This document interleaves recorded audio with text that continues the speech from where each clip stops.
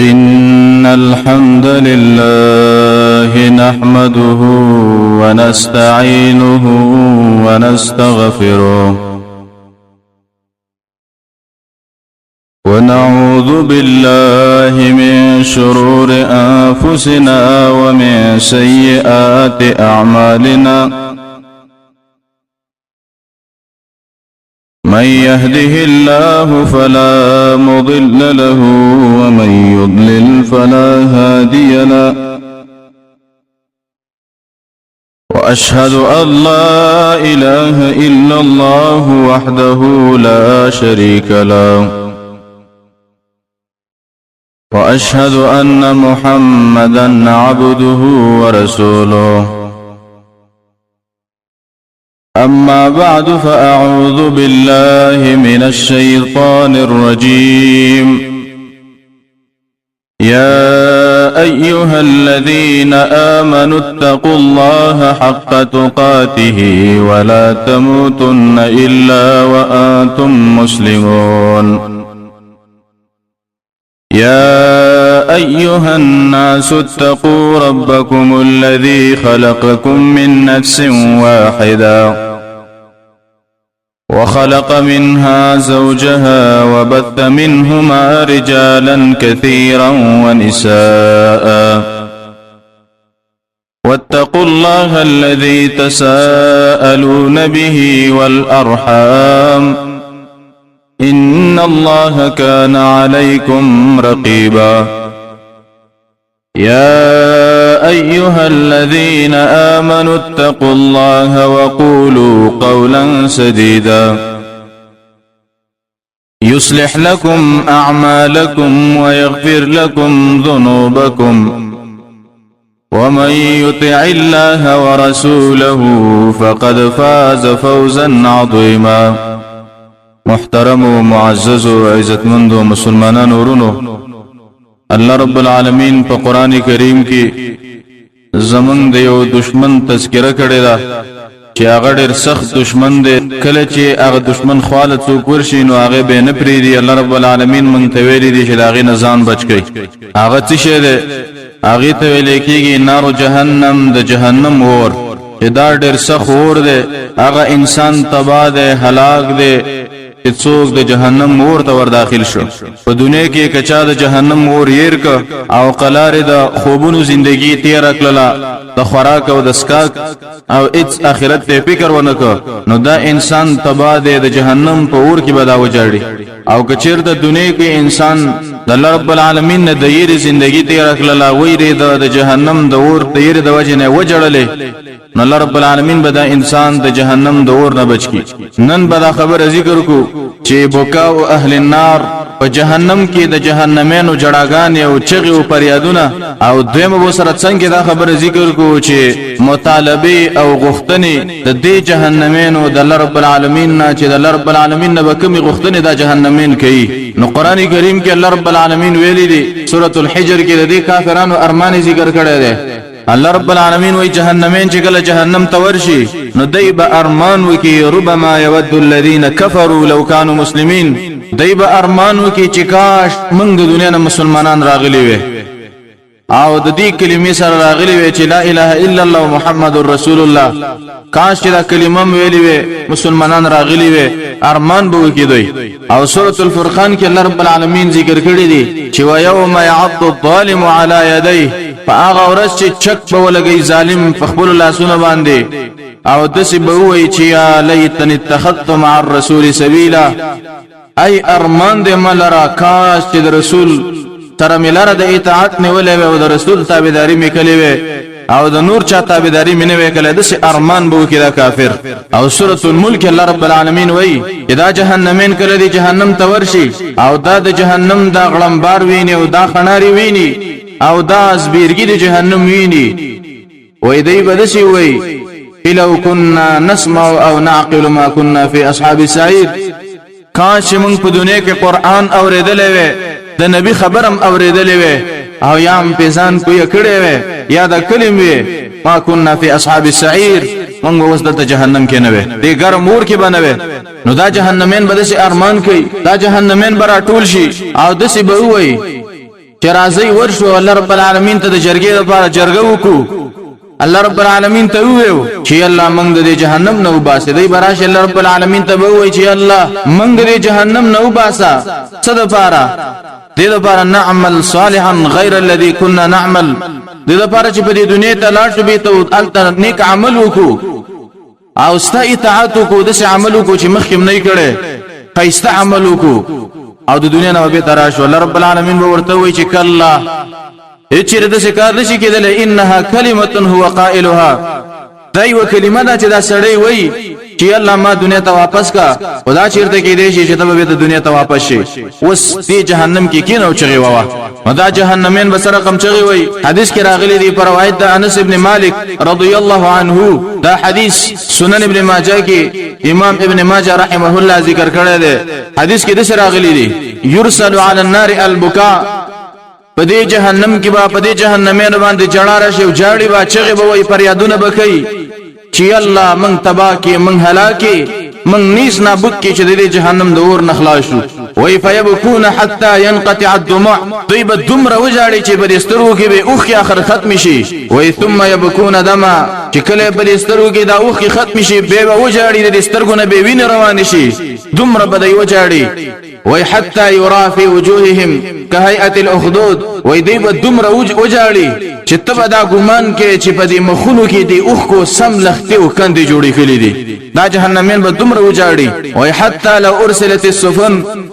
تر دې پورې چې دې جهنمینو په دې اوخ کې کشته روان شي وای لجرت بهم وای دغه اوخ کې به وای دغه کشته روان شي دی به دمر وجاړي دا جهنمین جاړي با خو لیکن اس پیدا نه ور کوي نبی صلی الله علیه وسلم با دعاګانې غوښتلې د الله رب العالمین نه فرایت سالم کې راغلي چې نبی صلی الله علیه وسلم به دعا کوله چې اللهم ارزقني عينين حطالتان تشفيان القلب بظروف الدموع من خشيتك من قبل ان يكون الدمع دما والاضراس جمرا ويا الله ما لا د سترګې راکې چې ستاسو یې د وجه نه جاړي وخې دي تويږي او په دې دنیا کې تا ته وجاړي من خشيتك ستاسو یې د وجه نه قبل ان يكون دمع دما مخک د دینه چې دا اوخه په وینه باندې بدل شي الله د دینه مخک مال د سترګې راکې چې تا ته په دې دنیا کې په اوخ باندې وجاړي او مخک د دینه یلا مال د سترګې راکې چې تا ته وجاړي مخک د دینه چې غاخ به سکروټه شي په جهنم کې یلا ما د جهنم د اور نه وساتي څه دعاګانې به نبی صلی الله علیه وسلم کوله داوود علیه السلام بارک راغلی دی وای داوود علیہ السلام بډیر جړلې سره د بادشاہي نه چې د ټولي دنیا بادشاو او سره د نبوت نادي په سخت جړلې ډیر به جړلې وای چا د داوود علیہ السلام ته ویلې چې تول جاړې وای داوود علیہ السلام ویلې چې ما ته هغه ورځ رايات شي چې الله رب العالمین ملائکه ته وای چې دا انسان ونی سي وی تړي او د جهنم ته راکش کوي وای د ملائکه دي چې گزارونه به سخت او دا خبرې هم ډېر سخت دي وای فذروني ابكي قبل يوم البكاء ما نن پریدې چې سنن وجاړم مخکې د جړا د ورځې نه وای داوود علیه السلام بده سویلې نو حالن کې هغه نبی دی او سره د نبوت نه هغه د دعاګانې کوي جاړي بل حدیث کې راغلی په روایت د عبد الله ابن رباح الانصاری رضی الله عنه دی نقل کړی دی دا کعب الاحبار رحمه الله نه کعب الاحبار رحمه الله نه د نقل کړی وای کعب الاحبار نه چا د پوسو کو وی قرآن کریم کې الله رب العالمین وی چې ان ابراهیم لحلیم اواه منیب ابراهیم علیہ السلام صبرناک او اواه منیب وی کعب الاحبار دا چا ویل چې د اواه ټکی څه مطلب دی او څه معنی ده وی کعب الاحبار رحمه الله ویلی چې کان ابراهیم علیه السلام اذا ذکرت النار عنده اوها ومد بها صوته وی ابراهیم علیه السلام وی کله چې بد د مخ ته چا د جهنم د اور تذکره وکړه وې دبه د سي پریاد وکاو و به جړلې او د سنگار به خطو جړلې و د ابراهيم عليه السلام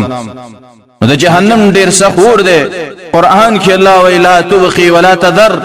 د جهنم د سي اور دی چې نه د انسان دا اډو کې پری دی او نه غوخه پری دی او شرک دی او باسه ختمي ولا د سي اور دی د جهنم نو دا جهنمین بجاړي چغي بوي ولیکن اټس ګټو پیدا باندې ور کوي نو دا جهنمین بدل رب العالمین نه غختنی شروع کی چغي بوي مطالبه بکي د وجنا ابو معشر رحمه الله د محمد ابن كعب القرزي رحمه الله نقل کړی دی چې دا د قران یو بهترین مفسر دی. دی ذکر کړی دی چې په قران کریم کې الله رب العالمین د جهنمینو یو 15 غختنی او یو 15 چغې الله رب العالمین په قران کې ذکر کړی دی چې د څلورو جوابونه ورکړي دی او د دیوی جواب الله رب العالمین نه دی ورکړي. نو یو چې الله رب العالمین د دې جهنمینو په سورۃ المؤمن کې ذکر کړی دا چې دا جهنمین با چې کله جهنم ته داخل شي وې دی بدسي وې چې ربنا امتنا اثنتين واحيتنا اثنتين یا الله تا منګ دوه کرته مړکلو دوه کرته ژوند کړلو فاعترفنا بذنوبنا يلا من دلته په خپل ګناونو باندې اقرار کوو يلا من ملامت یو منګه سه ته کړه دی او من په ځان باندې ظلم کړه دی من خجالت یو لکه به تور مثال یو چا سه ته کړه دی چا سره او بیره شغی ته ودرېږي چې راځي اقرار کوم ما نه زیته شوی دی او ما معاف کا نو دی بم د قصه رب العالمین ته وی چې الله من نه زیته شوی دی من نه ظلم شوی دی یلا من راغلی استاد خواته رب العالمین به ورته وی چې څه وکم دی به وی چې فهل الى خروج من سبيل آیا د دې جهنم نه د وتلو څلار شته کنه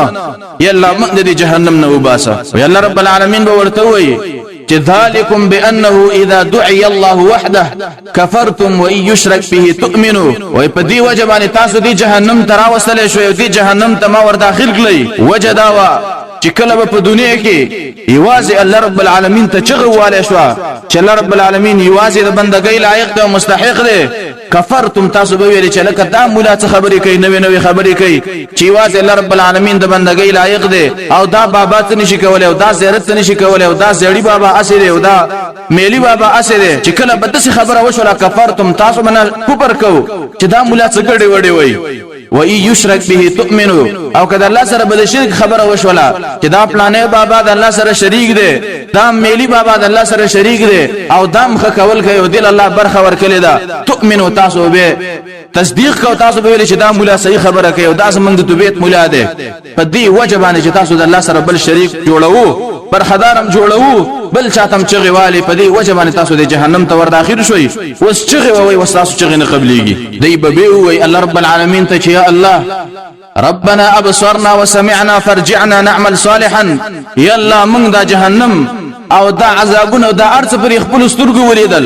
یلا دنیا ته واپس کا نعمل صالحا چې دنیا کې نیک عمل وکړو او به ترا شو دلته و یلا رب العالمین به وای چې ولو شئنا لاتینا كل نفس هداها ولكن حق القول مني لاملأن جهنم من الجنه والناس اجمعين الله رب العالمین به وای چې زما دا وعده دا کچیر دماغ غختله دې ټولو انسانانو ته ما هدایت کړې وې ولیکن زما وعده دا لاملأن جهنم من الجنه والناس اجمعين چې دا جهنم بل پیرانو انسانانو نظر کومه دا ما وعده کړی دا او تاسو مې ورته وی دی جهنم ته جهنم دې باندې ډکلې وس پرې وځي دوی بغلی شي بل چې غو وکي الله رب العالمین ته وبوي چې ربنا اخرنا الى اجل قريب نجب دعوتك ونتبع الرسل یا الله من لګ رستکا چې من ستا تابعداري وکړو استاد رسول تابعداري وکړو تا چې را د سره لګري چې باغی باندې عمل وکړو الله رب العالمین به ورته وي چې اولم تکونوا اقسمتم من قبل ما لكم من زوال آیا تاسو نو په دنیا کې چې تاسو به قسمونه کول چې قیامت چاویل شي راځي قیامت کومه ده دنیا ورانه دل به چیرته چې دنیا دی ورانه شي تاسو به څه خبرې کولې چې دنیا هو نه ورانېږي او زه تاسو وګورئ چې کس درا پاسېدلې د خبر نه چیتا چې نیم چینجو خړل یو د درا پاسېږي چې چیرته کېږي تاسو د خلک لیدلې دي چېډو چې پاتې یو د خبر نه را پاسي دوباره جون سره شته نه مالکم من زوال تاسو لپاره هیڅ زوال نه په دنیا کې تاسو به څه خبرې کولې نو دی به بیغلی شي به وای ربنا اخرجنا منها نعمل صالحا غير الذي كنا نعمل الله دې جهنم نه مباسي دنیا ته بوزي دې لپاره چې نیک عمل وکړو دسي عمل وکړو چې مخکې چې کوم دنیا کې من کله دې دا غینه غیري یلا منلا دا مقرره کې موږ دنیا ته واپس کې وای الله رب العالمین به ورته وای چې اولم نعمركم ما يتذكر فيه من تذكر وجاءكم النذير آیا په دنیا کې مل عمر نو درکله په دنیا کې مل څومره عمر درکله تاسو ولې پاره کې نیک عمل نکوه چې وس چغي وای وجاءكم النذير په دنیا کې تاسو ته نذیر راغلو نذیر یو داده معنا په دنیا کې پتا سو باندې چې رتبه نه راغلي چې د جهنم دا ور او د جهنم دا سختی د دریا ده کی یا وجاءكم النذير تاسو ته نذیر نو راغله نذیر څه معنا چې د دې په دې ګیره کې سپین اختان نو لګیدلی په دې سر کې سپین اختان نو لګیدلی دا نذیر چې تا په دې دنیا کې راغلی د سې نو شوی نو دا د ګیر سپین دل دا بعض خلک د یو نقصان غني چې دا ګرم سپینه شولا د ابراهیم علیه السلام بارک راغلی چې اول دا ګیر سپینه شولا مخکې دا غنه د چا ګیر نو سپینه شوی وای د ابراهیم علیه السلام په ګیره کې چې کله سپین ولګیدا و ابراهیم علیه السلام ویل چې یا الله ما هذا یا الله دا چې دا ګیره سپینه شولا بن اختان بګي ولګیدل وای الله رب العالمین ورته ویلې چې وقارك يا ابراهیم داستا عزت ده و ابراهیم علیه السلام ویلې چې اللهم زده یا الله دا عزت مال زید کی ابراهیم علیه السلام وی چې الله عزت می زید کی دا اختان په کې سپین کی وس چې د چا په ګیره کې سپین ولګي هغه پس تور رنگ راغسته یو دا سپینواله ول ختمي نو شریعت ویلې دایم ویلې چې ګیره سپینه پرېدا دایم ویلې چې سور رنگ ولا ورکا او دایم ویلې چې دا تقریبا 200 صحابه عمل له چې تور او سور رنگ دا یو ځکه اصفر چې ود ویلې کیږي او دا ولا ورکا ختم او ویلې کیږي دا جایز دین را پدې خو تورواله زمون په دین کې مطلقاً ناروا ده د ګیره تورول چې سړی سپینګیره شي هغه داغې نرسته به دا ګیره توري ابو بکر رضی الله عنه پلارو کله چې دا راوستل شو وای د دې دا ګیره مکمل سپینه وا نبی صلی الله علیه وسلم ویلي چې یا ول دا ګیره سره کوي یا ول زیړه کوي وجتنی بالسواد د توروانی نه ګورزان وساتي چې ول تور نه کوي نن شیطان قسمه قسم وسوسې دي خلکو ته ورچري دي چې راستا ګیره غټه شنو خلک به تمشر سړی وای نو ودی وای کنه په دې کې خبره ده یا وای کچیر دا ګیره سپینه شي خلک به بابا وای نو ته ودی وای دې کې خبره ده ولیکن شیطان دی خلکو ته وسوسه ورچلی دي چې خلک به مشر وای او خلک به د بابا وای نو د چا د خبرو د وجنه د نبی سنت ما پرې دی د سمکه وای چې به د نبی په سنت باندې عمل ونه کوي عمر رضی الله عنه بارک راغلی دي کله چې وای دا روم فتح شو عمر رضی الله عنه ورغه ال امیر المؤمنین عمر ابن الخطاب دا ورغه نو التا عمر ابن الخطاب لا ډوړی تیار شو ډوړی خوړله وای عمر ابن الخطاب رضی الله عنه چې کله دا ډوړی خوړله وای دا ډوړی نه پس عمر رضی الله عنه دا غوته وڅټلې دا سنت طریقه د امام ترمذی رحمه الله دی بارک باب خیره باب العقل الاصابع باب ثابت دی په بیان د دې کې چې غوته سټل دا د نبی صلی الله علیه وسلم سنت طریقه ده وای عمر رضی الله عنه د ډوړی نه روسه دا غوته وڅټلې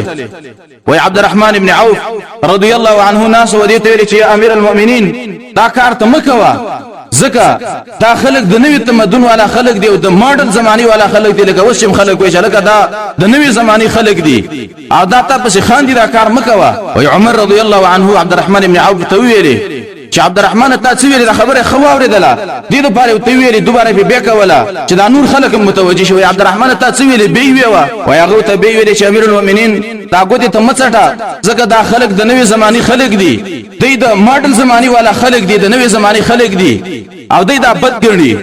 وای عمر ابن الخطاب رضی الله عنه ویلي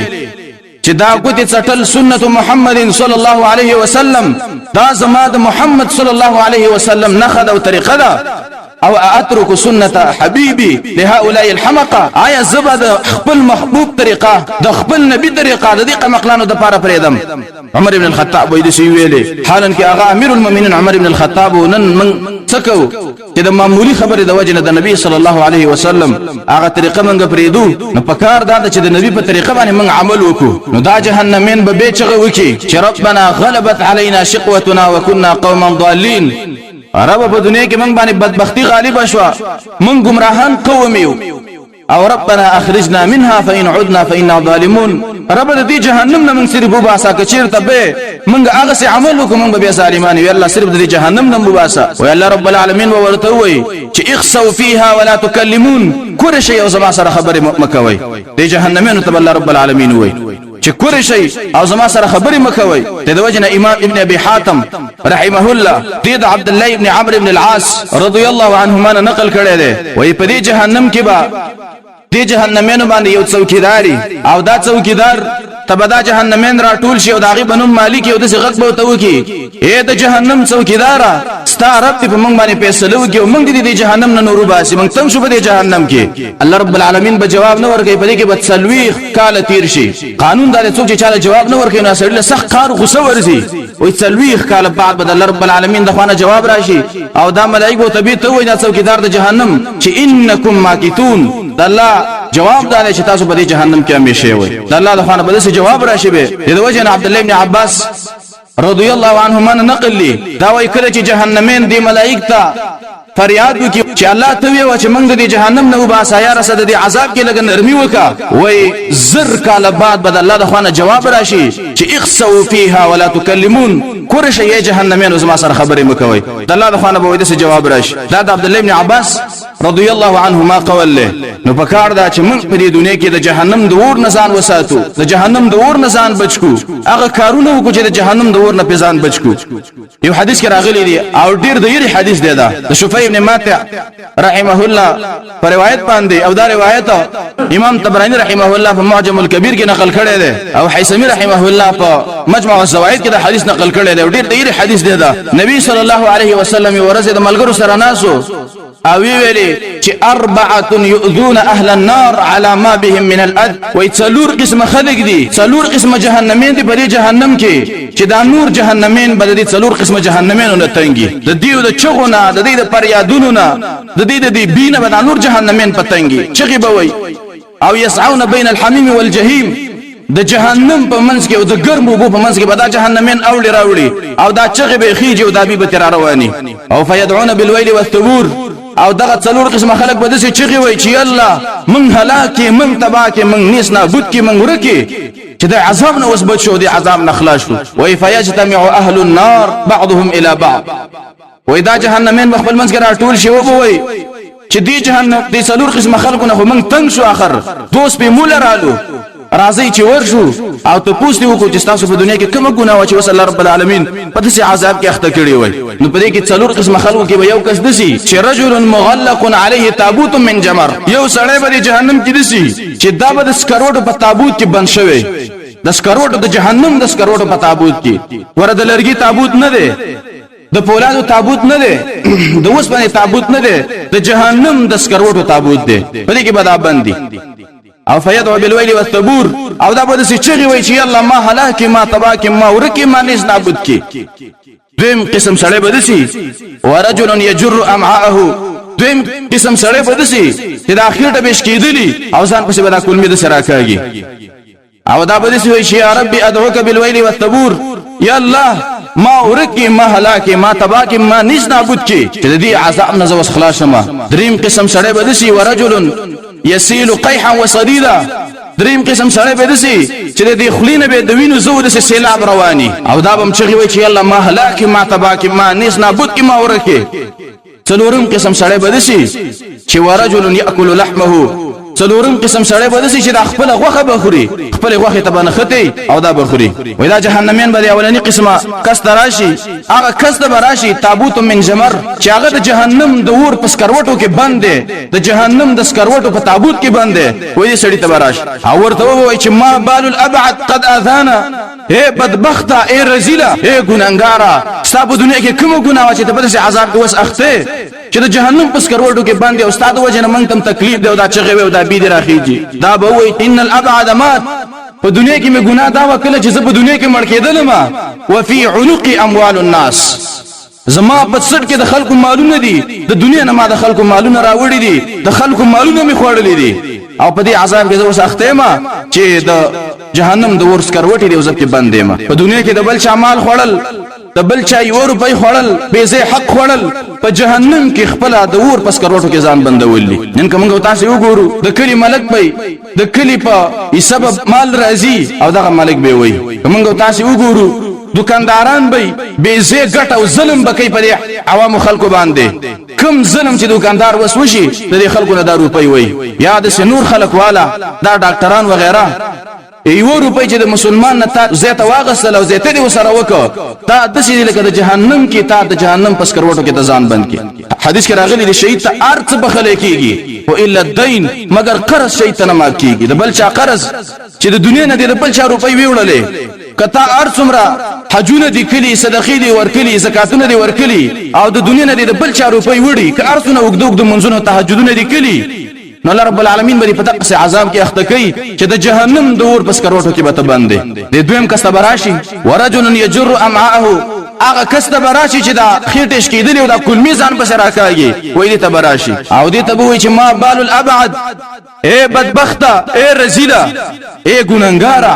اے مجرمه ستا په دنیا کې څه ګناه وه چې ته اوس داسې عذاب کې اخته چې دا کلمې دې خېټه دې شکېدلې او کلمې ځان پسې راکاږي وایي دا بنده به وایي چې ان الابعد کان لا یبالي اين يصاب البول ثم لا يغسله وای په دنیا کې مې ګناه دا وه چې په دنیا کې ما کله د تشې می تیزی کولې د دې د څاڅکو ما ځان نه ساته دې د وجه نه زه دلته په جهنم کې په دې عذاب اخته ما چې خېټه مشکېدلې د کلمې ځان په سر راکاږم دا مونږ ته وړه ګناهکاری د تشو باول او د تشو می تیزو د څاڅکو نه ځان ساتل دا مونږ ته وړه ګناهکاری خو لیکن عند الله وعند الرسول دا ډیره غټه ګناه ده حدیث کې راغلی نبی صلی الله علیه وسلم په مدینه منوره کې په دوه قبرونو باندې تیر شو نبی صلی الله علیه وسلم ویلي و د دې قبرونو ولا تعذاب ورکې دي شي صحابه ویل چې ولي یا رسول الله نبی صلی الله علیه وسلم ورته دا یو شیطانو دیو خبره به یو تکوله د بل هغه بل تکوله ځکه عذاب ورکې دي شي او اما الاخر دا بل چې وو دی به د تشمی تیزو د څاڅکو نه ځان نه ساته دې د وجه نه دې په قبر کې عذاب ملاويږي دا جهنمین بر روان شي دریم کس خاله براشي هغه کستا چې ورجل يسيل قيحا وصديدا دخلنا به داویني زوی رواني دا ګندګین به دخلنا رواني د سیلاب پشان دې کس خاله براشي ورته وای چې ما بال الابعد اے بدبخته اے رزيله ستا ګناه سو په دنیا کې چې وسد سي عذاب کې اخته چې دې خلینه دې ویني زو د سیلاب روان دي وای دا بنده به وای چې ان الابعد ګناه مې دا په دنیا کې چې کان ينظر الى كل كلمه قزعه خبيثه يستلذ بها ګناه مې په دنیا کې داوا چې ما به خلق خندول خوش خبرې مې کولې د لپاره چې خلق په وخاندي زما ګناه په دنیا کې داوا نن موږ تاسو وګورو هغه خلق هغه سړی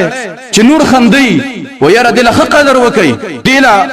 مخکې زه پرې دی او خ قدرونه دا هغه چا کیږي څوک چې خلق خندي نو هغه سړی چې خلق خندي د دې بدسي عذابي چې د قیامت پر ورځ په جهنم کې به د انسان دخلینا د وینو زو سیلاب رواني نن کومه تاسو وګورو دا فتنه الجوال د موبایل فتنه چې نن سبا د سپینګری په جب کې مداو د ځوان په جب کې مداو د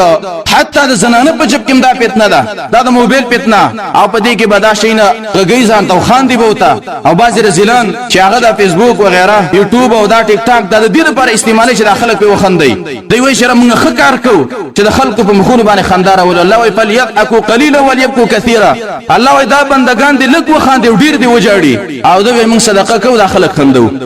الله وای په دنیا کې لږ وخاندا ډیر وجاړه نو دا بدبخت به وای چې زما ګناه په دنیا کې داوا چې ما به خلک خندول اوس په داسې عذاب کې اختیمه چې دخلینه مې د وینې زو سیلاب روان دي دا جهنمین براشي د څلورم سړی ته هغه سړی ته چې یاکل لحمه د خپل غوخه خوري او د خپل غوخه تنخته دې ته براشي ورته و چې ما بال الابعد اے بدبخته اے رزیله اے ګننګاره تاسو ګناه په دنیا کې چې توسه د خپل غوخه تنخته و داخره وای دا به وای چې ان الابعد كان ياكل لحوم الناس بالغيبه ويمشي بالنميمه ګناه په دنیا کې داوا چې ما به د خلکو غوخه خوړلې معنا غیبت مې د خلکو کو او ما به شغلي کولا اوس د عذاب کې اختیمه چې د خپل غوخه خورم نو نن کومه تاسو وګورو په اړه وجره کې ناشتي او په اړه لار کې ناشتي او په اړه دکان کې ناشتي او د نور مؤمنانو مسلمانانو غیبتونه کو او باز بدبخت به کله دسي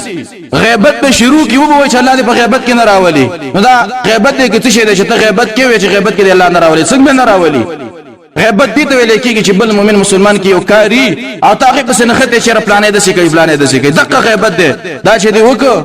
په جهنم کې به تخپل غوخه خوري دا هم ته وړي خبره ښکاری شیطان مونږ ته وړي خبره دا ښکارا کړی دی خو لیکن دا غټ خبره دی غټ ګناونه دي حدیث کې راغلی دو صحابه را جهاد کې وغه په شوی و اصحابه ویل چې موږ ته وغه راوچوي نبی صلی الله علیه وسلم ورته تاسو خپل یې وغه خوړلې ده ته چې وغه درکو دي صحابه ویل چې رسول الله موږ خدا وسره لکم چې موږ وغه وخړله وای نبی صلی الله علیه وسلم ورته چې تاسو په غاخونو کې زده وغه ټوکړی نه ما دي صحابه ویل چې رسول الله عجیب ده موږ وغه لیدل نه ده چې تاسو وغه وخړله وای زه دروخم تاسو چې ناغزي کې ناسوي او تاسو ویل چې ان فلان نوامه زمونږ د پلانې مرګره خوبي دي تاسو دا غوخه وخړل او تا زله دی غاخونو کې وسینما ناغو صرف د سی ویلیو چې زمونږ د پلانې مرګره خوبي دي او نن موږ تاسو څه ویو چې چې دوه کسان یو ځای شي بس د دریم غیبت په شروع کړي نن منګ او تاسو نه جهنم ير دی جنت ير دی دا ارسره نه شیطان ير کړی دی او دغه ګناونو کې منګ او تاسو اخته نن قسمه قسم فتنې دي د وجنه حدیث کې راغلی دی نبی صلی الله علیه وسلم وایي قیامت ته نږدې به زما د امتینو د کورونو ته داسې فتنې ورشي که مواقع القطر لکه د باران څاڅکي چې د هر کور منځ کې لګي دقه رنګې نبی صلی الله علیه وسلم وایي قیامت ته نږدې به زما د امتینو کورونو ته دا فتنې دقسې ورشي نن وګورئ د ار چا کور ته د موبایل لا فتنه رسیدلې ده د ار چا جب ته رسیدلې ده الله رب العالمین په هر خبره باندې خبر دی او ستانه به د قیامت پرسته پوس کوي نن دا مسلمانان کوم فتنو کې اخته دي نبی صلی الله علیه وسلم ویلي چې د فتنې برازي اسما په امتونو باندې د وجه نه ورځ جبرئیل علیه السلام راغی او جړلې نبی صلی الله علیه وسلم ورته ویلي جبرئیل ولې جاړي جبريل عليه السلام ویلي وای چې زما د سترګو وخت کې نه دی وچی شوی او د نور ملائکو د سترګو وخت کې نه دی وچی شوی مود یوم خلقت النار د کوم ورځ نه چې د جهنم ور الله رب العالمین پیدا کړی دی زمونږ د ملائکو د سترګو وخت کې نه دی وچی شوی او به ویری دا اسما په څه جړای کچیر ته تا د میکائیل جړاوې د اسرافیل جړا دی ولیدله چې د کوم ورځ نه د جهنم ور پیدا شوی دی هغه ملائکه سترګې نه دی وچی شوی د وختونو د سجړي الله رب العالمین د یره د وجنه البانی رحمه الله دا حدیث صحیح کړی دی نو دوی بده شي ریدل حالان کې دا ملائکه دي او موږ انسانان چې د جهنم د پاره پیدا یو او هیڅ پروا هم نشته عبد الله بن شداد رضی الله عنه بارک راغلی دی ابو النعیم اصفهانی رحمه الله په حلیه الاولیاء کې د واقعي ذکر کړی دا چې دا عبد الله بن شداد رضی الله عنه كان اذا دخل الى فراشه يتقلب على فراشه وای کله چې عبد الله بن شداد خپل بستر ته ماخستان راغی د خوب لپاره وای دا په دې بستر کې اوخته او ولا ياتيه النوم خوب ولا ورته او جړلې به د سنگار به خطو او به جړلې خوب بنه ورته اخر برا پاسه او به ویلي چې اللهم ان النار قد اذهبت منا النوم یلا د جهنم ور زمانه خوب تختولې ده او به برا پاسه د بمونځ به ودرېد فیصلي الصبح در ساره پورې به مونځ وکوي نو دوی به دمر ایریدل دمر فکر به ور سره ابو هريره رضی الله عنه بارک راغلی وکړه چې دا وفات کېده جړلې چا ورته د ابو هريره ولي جاړي وای ما ابکی علی دنیاکم دنیا پس نه جاړم چیرې بچي به پاتې شي او مال به پاتې شي او کور به پاتې شي دې پسې جاړم چې انی امسیت فی سعود و محبطه زو بعد کېږم او سبا زما مخې ته دوه ځای ناراضي علی جنة او نار یا بجنتی یا په جهنمی فما ادري الى ايهما يؤخذ فيه وای ما ته پته نشته چې زما جنت ته زما او جهنم ته بزما حالان کې هغه صحابه هغه به دومره جړلې او دومره فکر به ور سره مطرب ابن عبد الله رحمه الله بارک راغلی دی وای دی به ویلي چې لقد كاد خوف النار ان يحول بيني وبين ان يسال الله الجنه وهي الله زد شپرا پاتې دلما ستانه می جنت غوښته ولیکن جهنم زما او د جنت د غوښتلو په منځ کې پرده شولا ما د جهنم نه پناهي غوښتله ما د سوال شي الله د جهنم نه می وساته د جهنم نه می وساته سار را باندې راوخته ولیکن ستانه می جهنم جنت ونه غوښته یا الله زما او د جنت د غوښتلو منځ کې جهنم پر پرده شولا ما د جنت غوښته ولیکن د جهنم دی یره او د جهنم په نایره باندې دومره غالب شو چې سار را باندې راوخته ولیکن تانه می جنتونه غوښته ربيع ابن خیثم دی ناشنا تابعی دی بارک راغلی دی دا به د شپې ناس د خوب نه کو جړلې به یو ورځ ته دی لوري ویلې چې یا ابتا اے پلارا اے بابا جانا ما لك لا تنام سوجد چې ته خوب نه کېم د شي خو جړلې وې دی ورته ویلې چې بنیتی کیف ینام من يخاف البيان اے لوري هغه چاله به څنګه خوب ورشي او دا وای چې اسنه یریږي د دینه چې اسنه د شپې را مرګ رانه شو جهنم ته الله بو نزي هغه چاله به څنګه خوب ورشي وای دا به د ساره فور به اخلاص او جړلې وي نو د څه واقعات ډیر زیات دي زمونږ د سلفو چې دا انسان مطالعه کې وګوري چې دی خلکو څومره د جهنم نه جړلې ویریدل به نن موږ تاسو جهنم زمونږ استاد نه ییر دي زمونږ استاد فکرم کې دا نه راځي چې جهنم به او قبر به او مرګ به دا زمونږ شیطان یې کړی دی خدای راځي ول پکار دی صفوان ابن عمر د ایفاع ابن عبد الکلاعی رضی الله عنه نقل کړی دی دا وایي چې نبی صلی الله علیه وسلم ویلي دی اذا دخل اهل الجنه الجنه واهل النار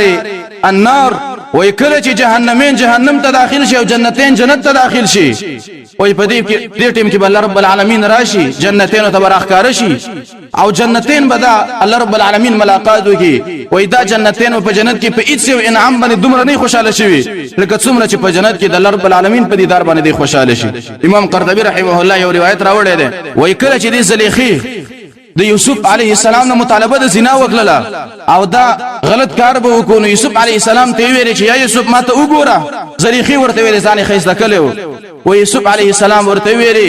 وای کچیر ته وګورم د دین یریګما چې اصل د قیامت اورز د رب العالمین د دیدار نستا په کتل باندې محروم نشم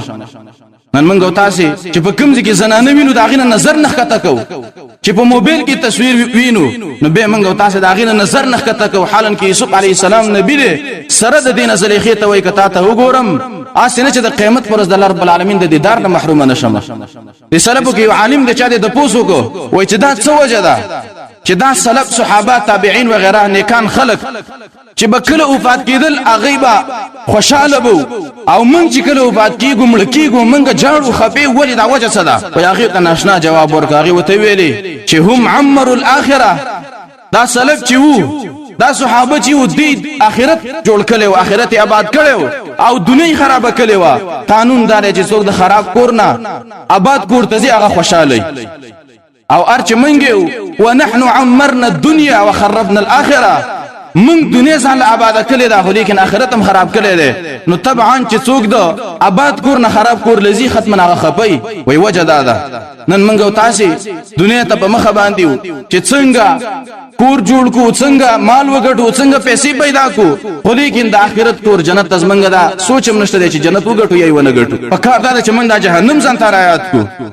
نو سلف به دمرا یره به ور سره وا کله چې جهنمین جهنم ته داخل شي او جنتین جنت ته داخل شي و الله رب العالمین براشي او دي جنتین ته وای چې یا اهل الجنه اے جنتین کم لبثتم تاسو په دنیا کې څومره وخت تیر کړی دی څونه ژوند تاسو په دنیا کې تیر کړی دی وای دا جنتین به وای چې لبثنا یوما او بعض یوم من په دنیا کې یو ورځ تیر کړی دی یا نیمه ورځ تیر کړی دی د اخرت ته ژوند دومره وګد چې انسان ته د دنیا ژوند دای ورس کار شي یعنی مورز وته کار شي وای الله رب العالمین به ورته وای چې نعم متجرتم فی یوم او بعض یوم اے جنتین تاسو په دې ورس کې او په دې نیمه ورس کې ډیر ښه تجارت هم کړی دی او ښه ګټم کړی دا چې تاسو ځان جنت ګټلې ده وای به الله رب العالمین راشي او د جهنمین ته وای چې یا اهل جهنم یا اهل النار اے جهنمین وې د ور والو کم لبثتم تاسو څومره په دنیا کې څومره ټیم تیر کړی دی څومره وخت تیر کړی دی وای دا جهنمین به وای چې لبثنا یوما او بعض یوم من په دنیا کې ورځ تیر کړی دا او یا نیمه ورځ تیر کړی دا وای الله رب العالمین به ورته وای چې بدبختو اے رجلانو اے مجرمانو تاسو دومره نه صبرېدل چې په دې یو ورځ کې یا په نیمه ورځ کې زما اطاعت کړې وې اوس به جنت ته تللی په دې ور کې بنسولې او به وت الله رب العالمین وای چې بئس ما تجرتم فی یوم او بعض یوم په دې یو ورځ یا په نیمه ورځ کې تاسو ډېر بد تجارت کړې ده او ډېر بد ګټم کړې ده چې ځانم جهنم ته راورسو نو د جهنم اور او د جهنم زندگی او د جنت د عمر اوږده زندگی ده بل یو حدیث کې راغلی دی روایت د عبد الله ابن مسعود رضی الله عنه دا حدیث خوشالي د هغه چا د پاره چې د چا په دنیا کې نیکان خلک ملګری علماي ملګری نیک ملګری چې د چا دغه لپاره دا حدیث د خوشالي حدیث د چا چې نیکان ملګری نه نیک کشینی بس دا وت شراړی تختی دي تا کس د پاره به یره دا وای کله چې جنتین جنت ته داخل شي او جهنمین جهنم ته داخل شي و یو جنتی براشي د جنت نه الله رب العالمین ته وای چې یا رب ما هذا یا رب دا څه دي وای الله رب العالمین به ورته وای چې بنده دا خو د جنت زندگی ده او د مزو زندگی ده او جنت ده او مزید او چرچی دي دا بنده به ورته وای چې الله دا څه مزید دي وای الله رب العالمین به ورته چې مالک یا عبدی ای بنده پتا باندې څه وشو چې ته اوس د جنت مزو ته مزه نه وې دا به وای چې الله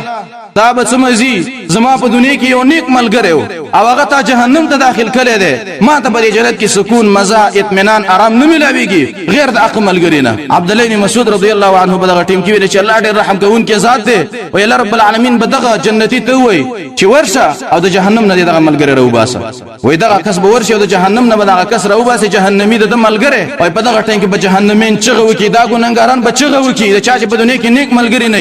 چې فلیس لنا اليوم صديق ولا حمیم کاش په دنیا کې زمونږ یو نیک ملګری وي یو نیک دوسم وي چې اوس د جهنم نه ایستلې لیکن به ارمانونه کوي چې به وي ولیکن به پیدا نه کوي بل حدیث کې راغلی په روایت ابو سعید خدری رضی الله عنه امام بخاری و مسلم دا روایت راوړی دی کله چې جنتین جنت ته داخل شي او جهنمین جهنم ته داخل شي و الله رب العالمین بغږو کې چې یا اهل الجنه اے جنتین و یا اهل النار اے د ور والا حدیث راغلی وای دا جنتین به ویریږي چې اسنه الله رب العالمین موږ د جنت نه ونه باسي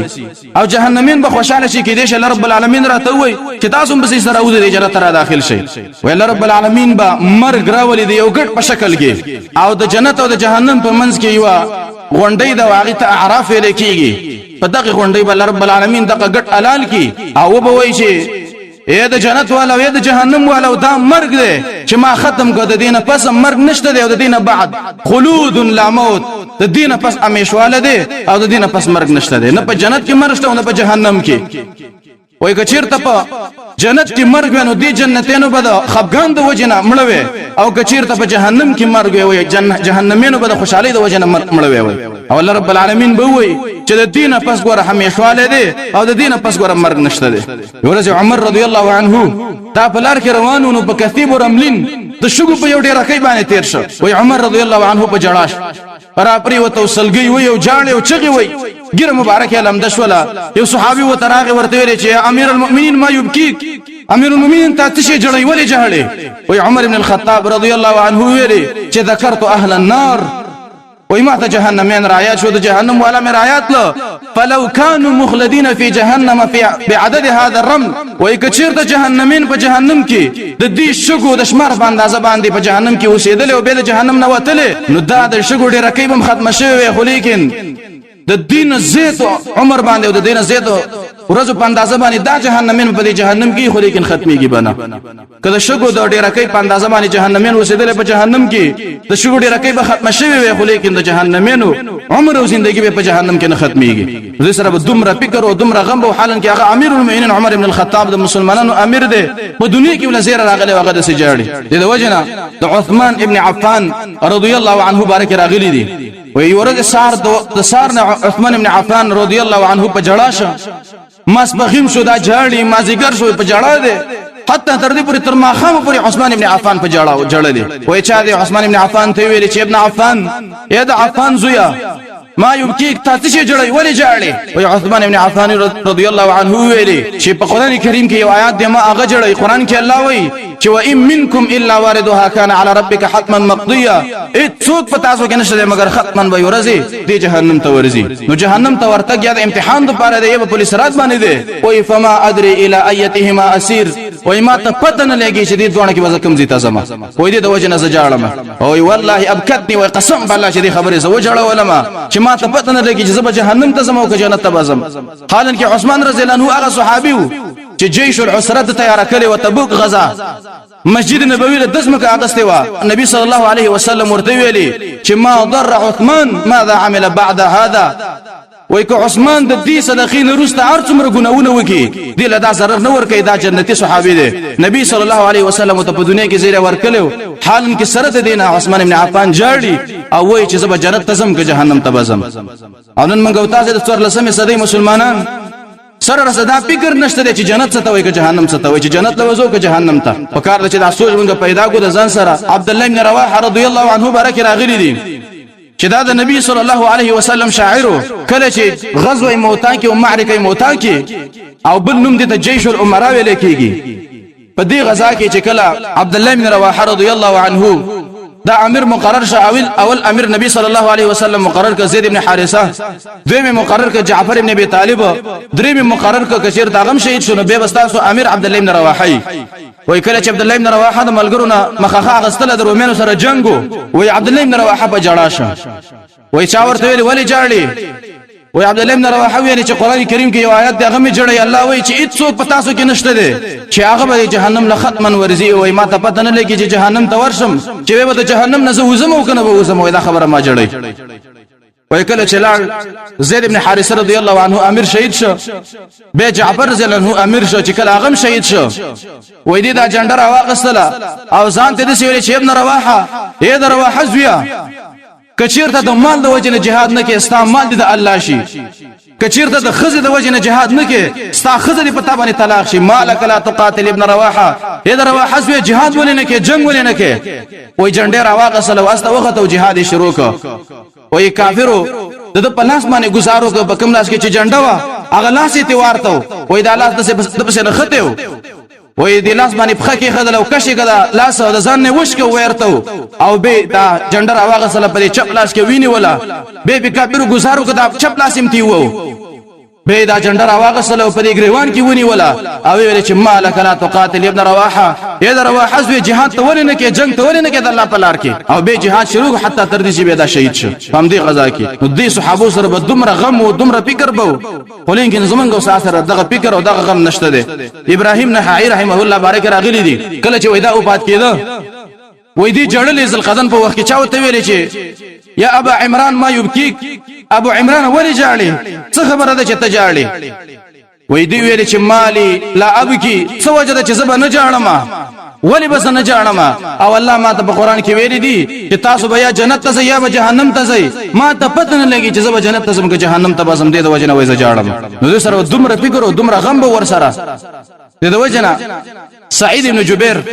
چې دا بهترین تابعی دی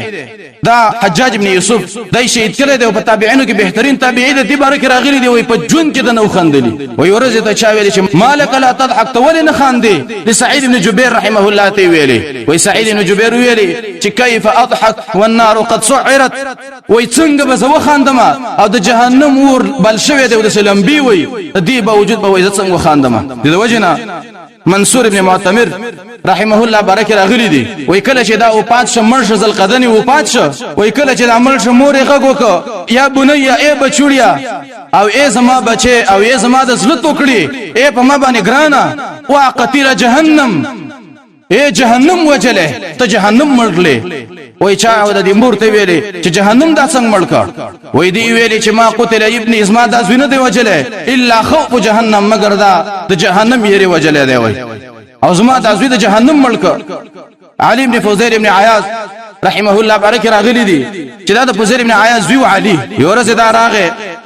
او ما خستن دا ودرې د په مصلا او په جانماز باندې او مونږ شروع کو او دا آیات وایي چې وبرزول الله جميعا دا ټول خلق به د قیامت پر ورځ په حشر په میدان کې الله رب العالمین ته ودرېږي وای دا آیات وی وبرزول الله جميعا او سلګي والی جړلې نیمه شپه شو دا ولاړ لم نقص جاړي حتی تر دې پورې چې سار شو وای چې کله سار شو مؤذن راغی د اذان د پاره راغی د پلار کوټې له پلار ته دروازه وټکوله په زیر ابن عیاض ته چې عابد الحرمین روزه چې کله راوته وای څه جلې وای راشه جوړ د چا وجلې ده وای چې کله راغی وای علي ابن فوزير ابن عیاض په خپل جانماز باندې پروت دی عمرله وای دې ته چا ویل چې په چا دعوه کو دا چا مړک